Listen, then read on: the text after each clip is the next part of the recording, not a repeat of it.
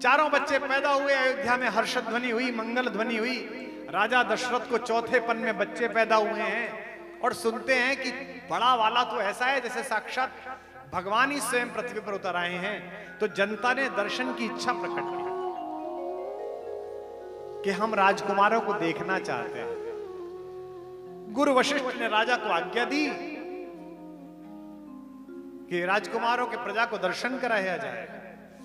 यहां जो राजा बैठे हैं लोकतंत्र के, ये इनके सुनने की बात है कि गुरु वशिष्ठ ने राजा को आज्ञा दी। राजा ने आज्ञा नहीं दी।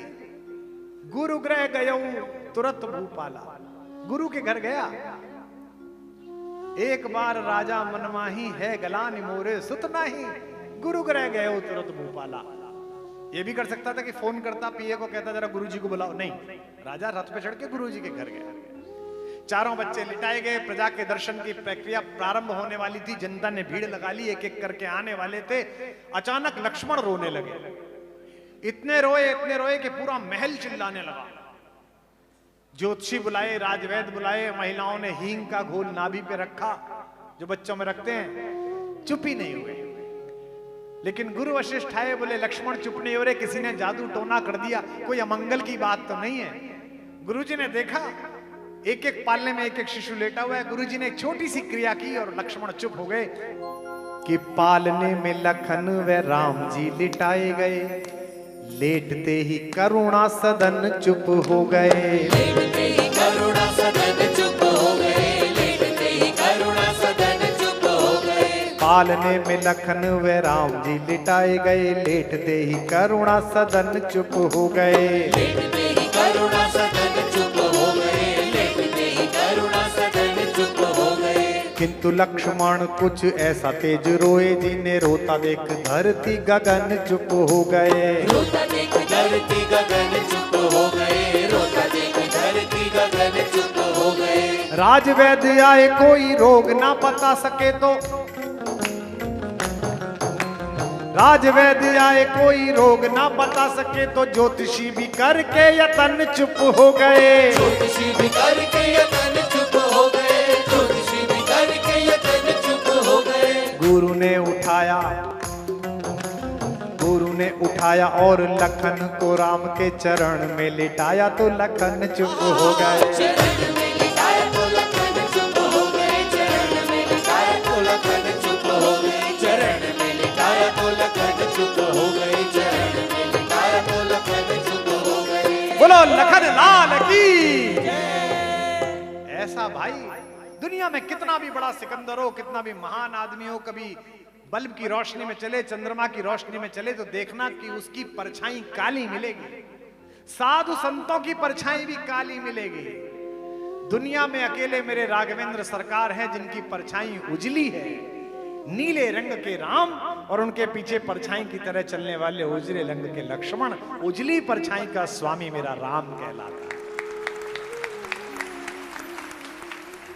इसलिए विश्वामित्र जी ने दशरथ से जब कहा कि मैं आपके बेटे को ले जाना चाहता हूं, तो दशरथ ने कहा आप तो ऋषि हैं, राजर्षि हैं, आप तो एक अपने कमंडलू से जल को उठाएंगे और एक मंत्र फूकेंगे तो राक्षस जाति का नाश हो जाएगा।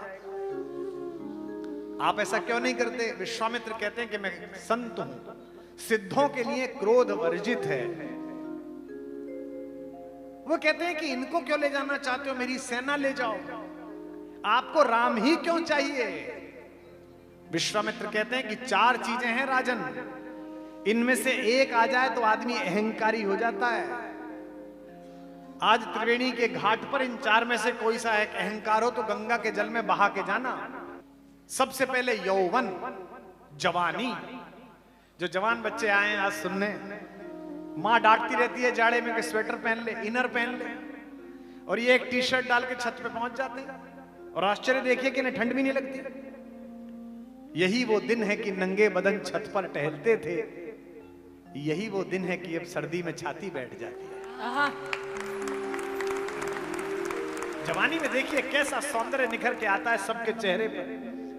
यौवनम, राम युवा है, 15 वर्ष के हैं जब लेने के लिए आए हैं। दूसरी चीज धन, पैसा आ जाए तो आदमी बड़ा अहंकारी बन जाता है। ओहो हो,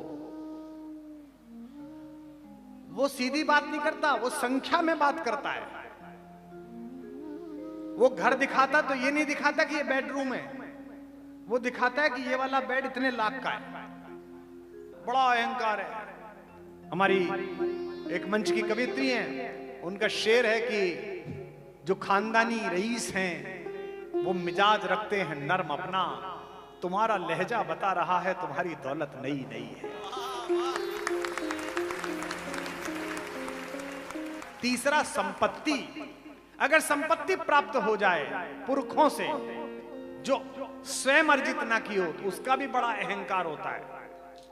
हमारे एक मित्र हैं, वो मुझसे बोले कि हमारे जो गुरुदेव हैं वो ऋषिकेश से ऊपर रहते हैं। वो कैलिफोर्निया में पहले बहुत बड़े एंटरप्रेन्योर थे, 500-700 करोड़ की उनकी कंपनी थी। सब कुछ छोड़कर अब वे यहां पर आ गए हैं। मैं उनसे मिलने के लिए गया, आधा घंटे सत्संग हुआ, चर्चा हुई। आधा घंटे बाद में कैसा लगा गुरुजी से मिलके? 500 करोड़ की संपत्ति छोड़ के आए। मैंने कहा छोड़ के नहीं आए, है अभी साथ। बोले क्यों? मैंने कहा आधा घंटे में 25 बार कहा उन्होंने कि मेरा ग्रेटर कैलाश में मकान था, जहां जिक्र करो नोएडा वहां भी मेरी कोठी थी। तो थी अभी, यानी कि है, साथ है। और तीसरा है प्रभुत्व। मैं कर लूंगा, मैं शासक हूं, मैं राजा हूं, मैं करने वाला। सत्ता नहीं, घर में भी ये पुरुष बैठे जितने, तुमको बुरा लगेगा आज ऐसी बात कह रहा हूं आप सबको, ये जो घर में पत्नी के सामने तुम जो कहते हो ना मैं कह रहा हूं, यहां से तुम्हारे अंदर का रावण बोलता है। जितनी महिलाएं बैठी हैं, मेरी भाभियां बैठी हैं, जब भी ये पुरुष आपकी जो बगल में बैठा है ये जब भी कहे कि मैं कह रहा हूं तो इसे याद दिलाना कि मैं का स्टेटमेंट रावण का है, राम का स्टेटमेंट हम का है, वयम, हम सब साथ हैं। विश्वामित्र कहते हैं ये चार चीजें हैं राजन, किसी एक में आ जाएं तो अविवेकी बना देती हैं। यौवनम, धन संपत्ति, प्रभुत्वम, अविवेक का एकमपि अनर्थाय किम यत्र चतुष्टयम, एक ही अनर्थ कर देती है। चार जिसके पास हो वो तो पूछिए कि क्या स्थिति है। राम के पास ये चारों हैं।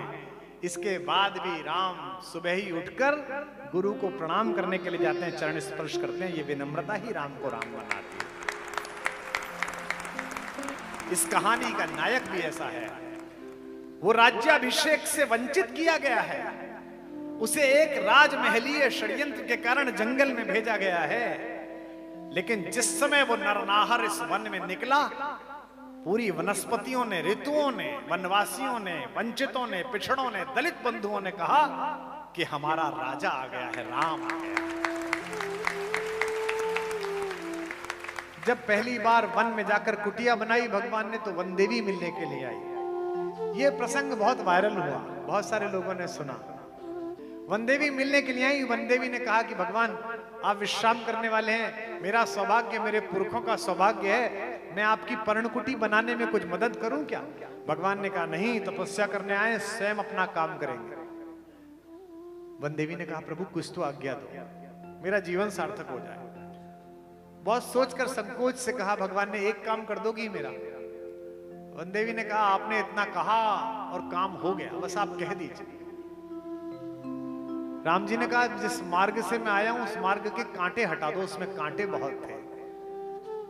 वनदेवी ने कहा मार्ग अशूला भव, मार्ग शूलहीन हो जाए। हो गया प्रभु। कहा धन्यवाद देवी। फिर बड़े संकोच से वनदेवी ने पूछा प्रभु एक प्रश्न पूछूं? भगवान ने कहा बोलो। आप तो उस मार्ग से आ गए, आपको तो जाना नहीं उस मार्ग से, फिर कांटे क्यों हटवाए? ये प्रेम है इस कहानी का। भगवान ने कहा मैं तो आ गया, पर मेरा ना एक बावरा भाई है, वो नाना के घर गया हुआ था जब मैं घर से निकला, भरत, और मुझे पता है वो पागल मुझे ढूंढता ढूंढता जरूर आएगा, और वो उसी मार्ग से आएगा जिधर से भैया गए हैं। उसके पैर में कांटा नहीं चुभना चाहिए, इसलिए ये कांटे हटा दो, इसलिए तुमसे प्रार्थना कर रहा हूं। वनदेवी ने कहा पर मैंने तो सुना कि वो अयोध्या की सेनाओं का सेनापति है, वो इतना कोमल है कि उसके पैर में कांटे चुभ जाएंगे तो कष्ट हो जाएगा, ये विश्वास है भगवान का। भगवान ने कहा नहीं, वो तो बड़ा शक्तिशाली है, उसके छाती से टकरा कर तो वज्र टूट जाए, ऐसा शक्तिशाली है। पर मैं कांटे इसलिए हटवा रहा हूं कि उसी मार्ग से आए हुए अगर एक कांटा भी उसके पैर में चुभ गया तो उसका हृदय यह सोचकर टूट जाएगा कि मेरे कारण भैया को इस कांटे के ऊपर से होकर जाना। राम ने अपने पूरे जीवन कोई चमत्कार नहीं किया। उन्होंने कभी किसी चंद्रमा को आधा नहीं काटा, किसी सूरज को आधा नहीं काटा। अपनी प्राण वल्लभा भारतेश्वरी सीता के एक दुष्ट द्वारा अपहरण पर एक सामान्य मनुष्य की तरह वो विचलित हुए, रोए हैं, पशु पक्षी से पूछ रहे हैं कि तुमने मेरी पत्नी को देखा है क्या? हे खग मृग, हे मधुकर श्रेणी, तुम देखी सीता मृग ने? त्रैलोक्य का स्वामी जिसकी भ्रकुटी के टेढ़ा कर देने से प्रकृति उलट जाती हो, स्वयं लक्ष्मण माता से कहते हैं भ्रकुटी विलास सृष्टि लय होई, सपने उस संकट परे कि सोई। वो व्यक्ति जब माता चली गई, चातुर्मास पड़ गया, चौमासा पड़ गया और आकाश में बादल गरजा तो चौंक के जग गया और लक्ष्मण से कहा कि लक्ष्मण मुझे डर लग रहा है। क्या त्रैलोक्य के स्वामी को डर लग सकता है? लेकिन मनुष्य के रूप में जो अभिनय किया वो इसलिए क्योंकि तुम्हें और मुझे सहजता हो जाए कि ऐसा जीवन जीकर भी रावण मारा जा सकता है, अंधेरा परास्त किया जा सकता है, सत्यमं शिवम सुंदरम की अवधारणा फैलाई जा सकती है। घन घमंड नभ गरजत घोरा, प्रिया विहीन मन डरपत मोरा। राम को पूरे जीवन में 3 बार क्रोध आया, गिनते चलना त्रिवेणी घाट वालों। एक बार तो जब ऋषियों की अस्थियां देखी तब क्रोध आया। निश्चरहीन महि कहो भुज उठाय प्रण कीन, सकल मुनिन के आश्रमन जाए जाए सुख दीन। कहा कि मैं इन राक्षसों को मार के निपटा दूंगा। दूसरी बार आधा क्रोध आया, पूरा नहीं आया। जब 3 दिन तक पूजा करने के बाद समुद्र ने रास्ता नहीं दिया तो राम को समुद्र के ऊपर वैसा ही क्रोध आया जैसे हमारी माँ का हमारे ऊपर क्रोध आता था। तो माँ मारती नहीं है, मारने से पहले का सारा काम करती है। अरे लियो जरा जूता, लियो मेरी चप्पल, मार उसे। अगर उसे मारना हो तो जूता चप्पल खुद ले ले, लेकिन माँ को मारना तो है नहीं, माँ को केवल डराना है। तो राम जी ने समुद्र को सोखना तो था नहीं, केवल डराना था। इसलिए कहा विनय न मानत जलधि जड़, गए 3 दिन बीत, बोले राम सकोप तब, भयविन होए न प्रीत। इसके बाद भी क्या करा? खुद कुछ नहीं करा, लक्ष्मण से कहते रहे अरे लियो जरा जूते। लक्ष्मण बाण सरास न लानो, सोखो बारिद बिसक सानो, सठ सन विनय कुटिल सन प्रीति, सहज कृपन सन सुंदर नीति, ममता रथ सन ज्ञान कहानी अति लो। जिसे पिटाई करनी हो वो उपदेश देगा क्या? 2 मिनट में मारेगा कान पे। आधा क्रोध आया। और तीसरा क्रोध तो अद्भुत आया। आहा, मैं तो मुग्ध हो जाता हूं। जब जटायु का घायल शरीर राघवेंद्र सरकार की गोदी में था और जटायु को पता चला ये दशरथ का बेटा है, मेरे दोस्त का बेटा है, तो उसने कहा बच्चे तू मेरा भतीजा है, तेरे पिताजी और हम देवासुर संग्राम में साथ लड़े थे। तो राम ने कहा कि चाचा मैं बड़ा अभागा हूं कि मुझे पिताजी का श्राद्ध करने का अवसर नहीं मिला। अगर मुझे बेटा मान ही लिया है और आप स्वस्थ भी नहीं होना चाहते हैं तो मुझे इस बात का सौभाग्य दीजिए कि जब आप प्राण छोड़ दें तो मैं आपके शरीर का संस्कार कर सकूं। गोदावरी के किनारे भगवान ने जटायु महाराज का संस्कार किया। चलते समय जटायु ने पूछा कि ऊपर तुम्हारे पिताजी पूछेंगे कि तुम मिले थे तो क्या बता दूं? यह जो सीता हरण हुआ है। राम ने कहा नहीं नहीं नहीं, सीता हरण तात जन कहूं पिता सन जाए। सीता के हरण की बात है चाचा, पिताजी से मत जाकर कहना था। अगली बात जो राम कहते हैं वो राम ही कह सकते हैं। इसे कहते हैं स्वाभिमान, इसे कहते हैं भरोसा अपनी भुजाओं पर। कहते हैं जो मैं राम, अगर मैं उनका बेटा हूं तो कुल सहित खानदान सहित कहीं दशानन जाए। रावण खुद आकर पिताजी को बताएगा कि क्या गलती कर दी थी उसने। इसे कहते हैं वनवास के दौरान अपने सारे सेनापतियों के बीच बैठे हुए पूर्णमासी के चंद्रमा को निहार कर भगवान श्री राम ने रात्रि के समय पूछा। चंद्रमा से राम जी का संबंध बहुत अद्भुत है। जब राम पैदा हुए तो पूरी पृथ्वी आनंदित कर रही थी ना। दिन के समय पैदा हुए, मध्य दिवसति शीतन गामा, पावन काल लोक विश्रामा। गोस्वामी जी की कोई भी लाइन ऐसे मत पढ़ना कि किसी कवि ने घिस दी है, नहीं है। 3 बार पढ़ना फिर अर्थ खुलता है। विश्रामा राम पैदा नहीं हुए, राम की मृत्यु नहीं हुई। इस प्लेनेट अर्थ पर, इस पृथ्वी पर उन्होंने इतने से इतने के बीच विश्राम किया। गोस्वामी जी ने कितना प्यारा शब्द इस्तेमाल किया, पावन काल लोक विश्रामा। जब पालने में लेटे हुए थे तो देखा कि सब खुश है, चंद्रमा उदास था। राम जी ने कहा प्रयास में, क्यों भाई तू क्यों उदास है? बोले हमारा क्या मतलब, आप सूर्यवंशी हो, सूरज के घर में पैदा हुए हो, जिसको देखो वो सूर्यवंशियों की जय जयकार कर रहा है, मेरा क्या मतलब? राम ने कहा नहीं नहीं, मैं जगत में सबको प्रसन्न करने के लिए आया हूं बेटा, तू भी प्रसन्न हो जा। मैं तुझे वरदान देता हूं कि आज के बाद मेरा नाम कभी तेरे बिना नहीं लिया जाएगा, मुझे पृथ्वी रामचंद्र के नाम से जाने की। तब से चंद्रमा भी प्रसन्न है। इसलिए राम को चंद्रमा में अपना भाई दिखाई देता है। लक्ष्मण से पूछा कि जरा देखो ये चंद्रमा के बीच में ये क्या काला काला बना हुआ है, मजाक करने के लिए परिहास में पूछा। लक्ष्मण ने कहा हम नहीं देखेंगे, नीचे देखते रहे। अरे बोले देखो ऊपर। भैया हम नहीं देखेंगे। अरे हम आज्ञा दे रहे हैं। नहीं नहीं हम नहीं देखेंगे। क्यों नहीं देखोगे? भैया वो जनकपुर में ही तय कर लिया था कि आज के बाद हम कभी चंद्रमा नहीं देखेंगे, पूर्णमासी का चांद नहीं देखेंगे। क्यों? बोले आपने ही कहा था प्राची दिशि शशि हो सुहावा, सिय मुख देख सरिस सुख पावा। मैंने प्राची दिशा में उगते हुए इस चंद्रमा को देखकर सीता के मुख की कल्पना की है। भैया जिस वस्तु में एक बार आपने भाभी का मुख देख लिया उसको मैं कैसे देख सकता हूं, कैसे दृष्टि कर सकता हूं? ये लक्ष्मण है। हनुमान जी से कहा कि हनुमान जी आप देखो इसमें क्या है। हनुमान ने कहा हनुमत सुनहु प्रभु, शशि तुम्हार प्रिय दास, तब मूरति विदु उर बसति, सोई श्यामता आभास। हमें तो पता है कि हमारी तरह ये भी आपका दास है, ये कोई दाग वाग नहीं है, शालिग्राम के रूप में बना हुआ आपका विग्रह इसने अपनी गोदी में ले रखा है, इसलिए ये दाग पड़ा हुआ है। जगत की विपत्ति विपत्ति नहीं है, भगवान की परम सत्ता का विस्मरण ही विपत्ति है। देखिए संपत्ति की हम कैसी चर्चा करते हैं। आप लोग भी चुनाव में भरते हैं, कितनी संपत्ति है भरते हैं ना, वो भरवाते हैं अक्सर लोग एफिडेविट में। फिर विरोधी देखते हैं कि कोई सा प्लॉट विधायक जी ने छुपा तो नहीं लिया, फिर उस पर टिप्पणियां होती हैं। आज तक मैंने किसी आदमी को यह कहते हुए नहीं देखा, जिससे पूछो भाई आपकी संपत्ति और कैसी है, तो वो ये कहे कि मेरी 3 भ्रातृ संपत्ति है, मेरे 3 भाई हैं, ये किसी ने नहीं कहा। या वो कभी कहता हो कि 2 मेरी भगनी संपत्ति है, मेरी 2 बहनें हैं, ये किसी ने नहीं कहा। किसी ने ये नहीं कहा कि मेरी मित्र संपत्ति इतनी है, एफडी इतनी है, सोना इतना है, धरती इतनी है। जो साथ रहेगा वो संबंध रहेगा। जब भरत मनाने के लिए पहुंचे तो देवताओं को शंका हुई कि भरत लौटा ना लाए राम को, तो देवताओं ने सरस्वती को पुकारा, कहा माता भरत की जिह्वा पर बैठ जाओ। सरस्वती ने देवताओं से कहा कि तुम मूर्ख हो, मैं किसी की भी बुद्धि फेर सकती हूं, भरत की नहीं फेर सकती। मोसन कहे तो भरत मति फेरी, लोचन सहस न लखत सुमेरु।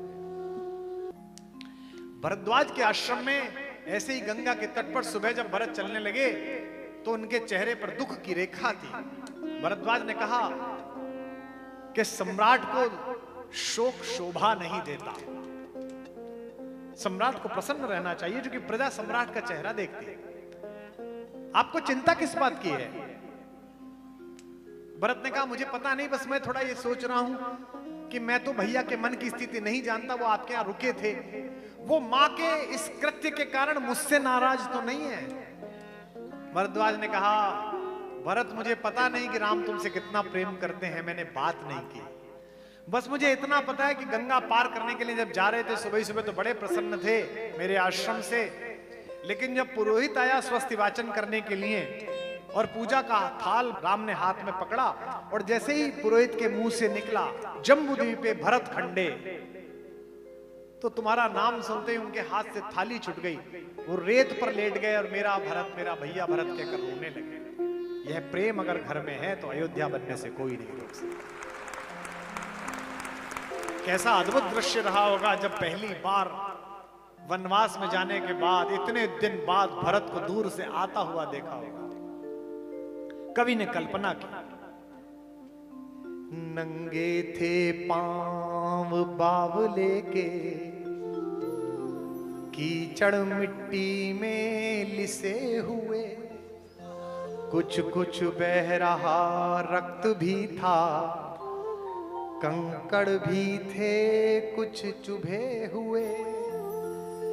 वह व्याकुलता थी बढ़ने की, धनु कहीं कहीं पर तीर गिरा, मही पर तरकश के साथ साथ मुनियों वाला वह चीर गिरा।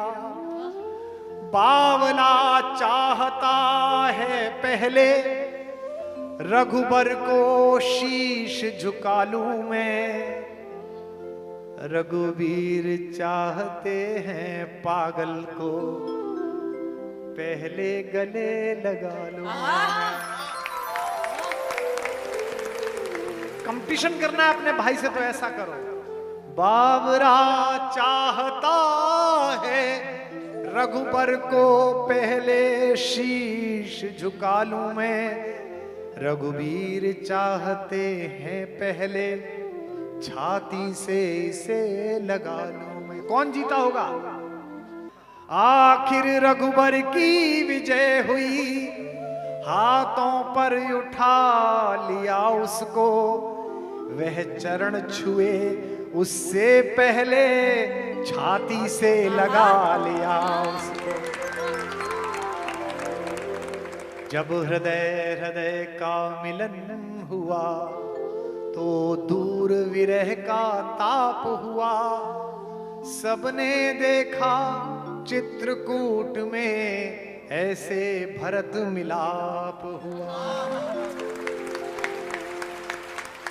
जब भरत लौट के आए तो गुरुदेव वशिष्ठ ने कहा कि तुम सम्राट के रथ का प्रयोग करो, तुम सम्राट के कार्यालय का प्रयोग करो। भरत ने कहा कि मैं ऐसा नहीं कर सकता, पर गुरु की आज्ञा थी। गुरु ने कहा नहीं, मैं आज्ञा दे रहा हूं। अब राम ने तुम्हें सम्राट नियुक्त किया है तो प्रधानमंत्री कार्यालय, राष्ट्रपति कार्यालय, सम्राट कार्यालय उपयोग करो। वो जो गाड़ी सम्राट के लिए है, जो रथ सम्राट के लिए, उसका उपयोग करो, और ये मेरी आज्ञा है। अब भरत के सामने धर्म संकट कि राम के रथ पर तो बैठ नहीं सकता और गुरुजी की आज्ञा टाल नहीं सकता, तो बड़ी विनम्रता से गुरुजी से कहा, गुरुजी कल सुबह से कर लो। गुरुजी ने कहा हाँ, कल सुबह से कर लेगा। सुबह सुबह गुरुजी 5 बजे उठकर भगवान को भोग लगाते थे। भरत 4:30 बजे उठकर गुरुजी के द्वार पर। गुरुजी ने देखा भरत सम्राट कैसे आए। बस गुरुजी मन विचलित हुआ, सोचा आप पूजा में आपका साथ दे दूं। भगवान को भोग लगाने के लिए सामान तैयार हुआ, मधुपर्क, फल फूल बहुत सारे, हवी। जब गुरु माता ने वो सब तैयार कर दी तो हाथ में लेकर भरत ने कहा, गुरुजी थोड़ा चक्के देखिए ना कैसी बनी है। गुरुजी ने कहा, भरत तुम दुर्बुद्धि हो क्या? राम के वियोग ने तुम्हारा मस्तिष्क भ्रमित कर दिया क्या? ये भगवान का भोग है, भगवान को अमनिया भोग लगता है। जब तक भगवान भोग ना लगा ले मैं कैसे खा सकता हूं, मैं कैसे उपयोग कर सकता हूं? भरत ने कहा, गुरुजी बस यही बताने आया था, जब तक मेरा भगवान इस राज सिंहासन पर ना बैठ जाए मैं इस पर कैसे बैठ सकता हूं? यह है भ्रातृ प्रेम। पूर्वोत्तर की एक राम कथा में एक बड़ा मनहर प्रसंग है जिसे सुनकर लोग रो पड़ते हैं।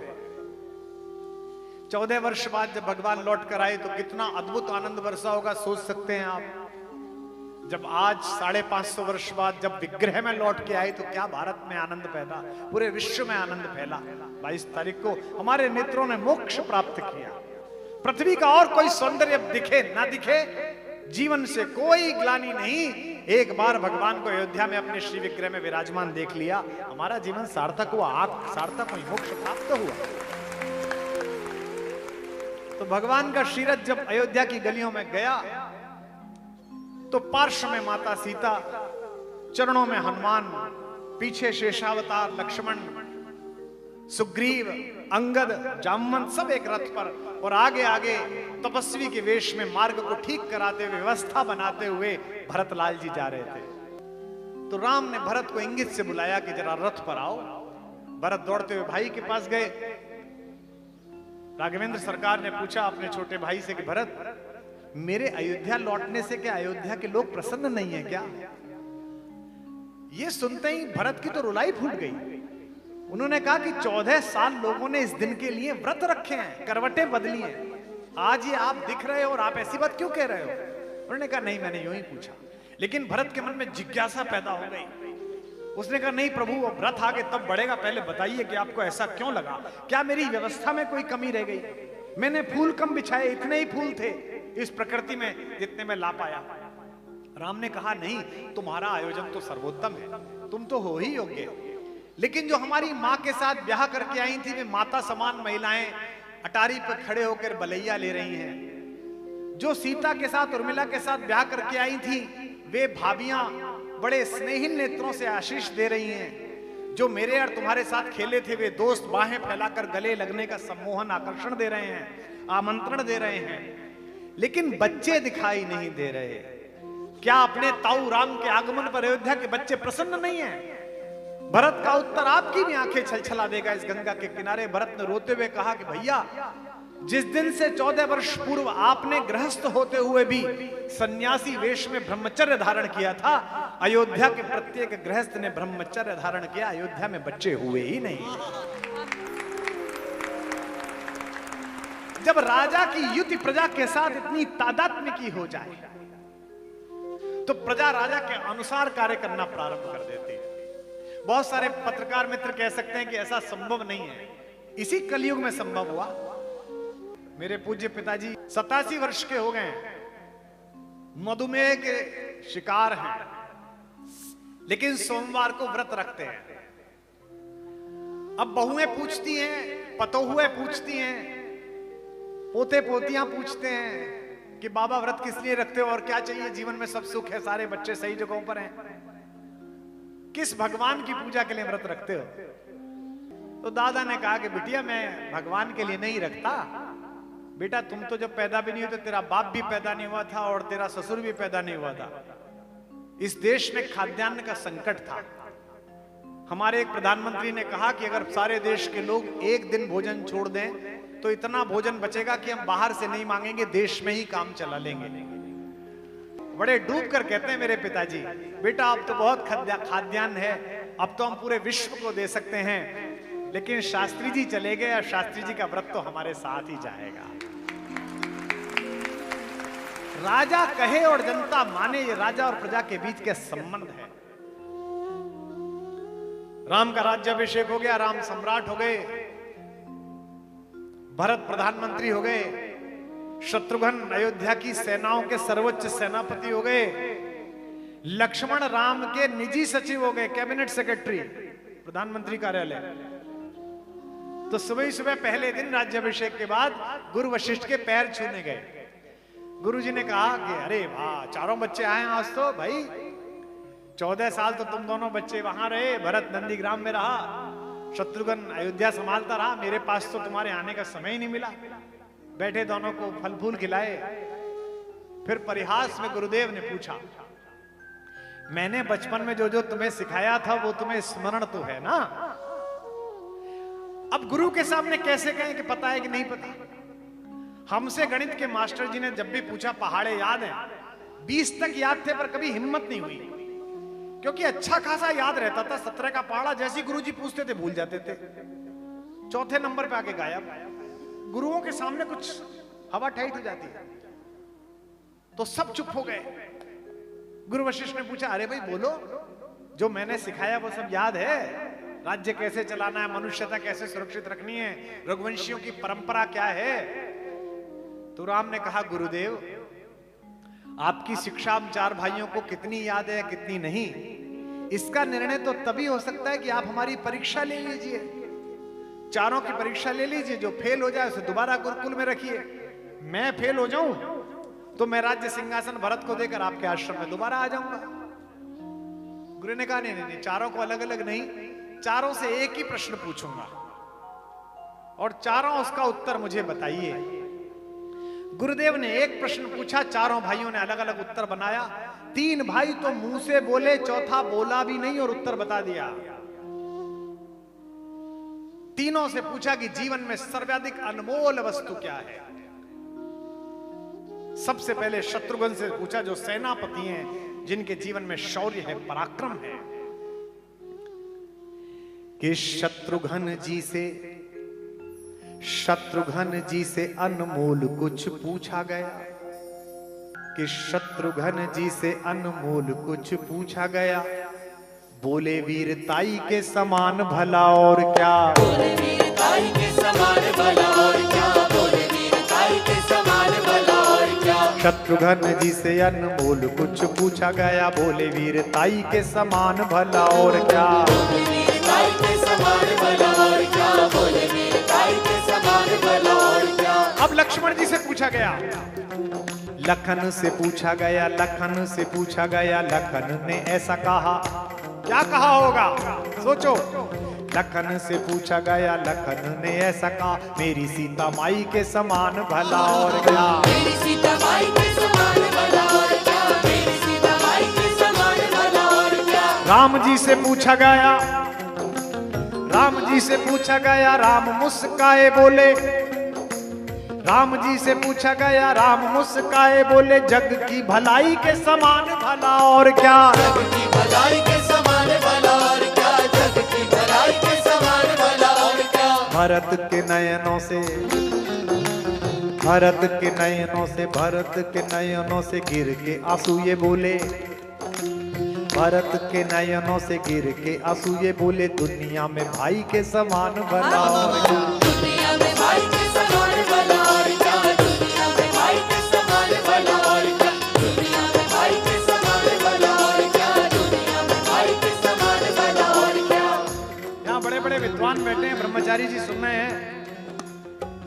श्रीमद् वाल्मीकि रामायण में एक ऐसा श्लोक है जिसे मैंने पहली बार जब पढ़ा रात को 2:30 बजे, तो मेरी श्रीमती जी जाग गई। उन्हें लगा कोई उधर में शूल हो गया है, कोई परेशानी होगी। मैंने, रो क्यों रहे हैं आप?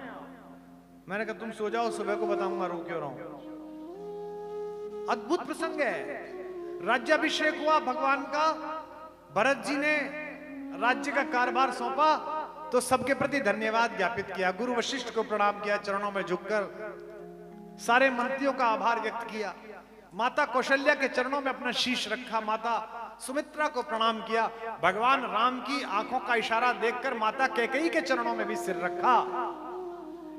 लेकिन जब सीता जी के सामने भरत आए, ओहो, तो वहां एक दृश्य पैदा किया कवि ने, मेरे महाकवि ने कहा कि अपना जटाजूट वाला सिर जिसमें उलझी हुई हैं सारी शिखाएं, वह जटिलम ज्येष्ठानुवृत्ति जठलम, उसको जब सिर को सीता के चरणों में रखा तो कवि लिखता है, अन्योन्य पावन मबूत भूवम समेत्वा, पैरों ने और सिर ने एक दूसरे को धन्य कर दिया।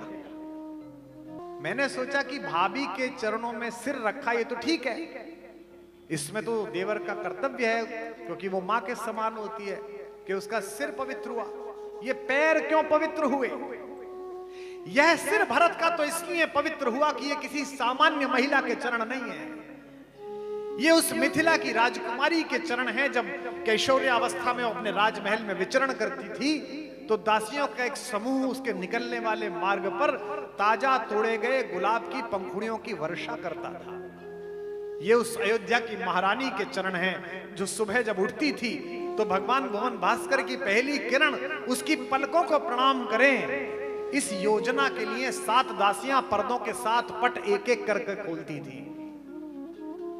ये वो चरण हैं जिन्होंने कांटे स्वीकार किए, लेकिन अहंकार से भरे हुए सोने की लंका का अधिपति अपने निकृष्ट प्रेम का प्रदर्शन लेकर जब राजमुकुट रखने के लिए आया, तो इसने सिर उठाकर नहीं देखा, उसे अपनी उपेक्षा का शिकार कर दिया। ये वे चरण है, सामान्य चरण नहीं। लेकिन ये चरण धन्य हुए, क्योंकि ये सिर भी सामान्य सिर नहीं है।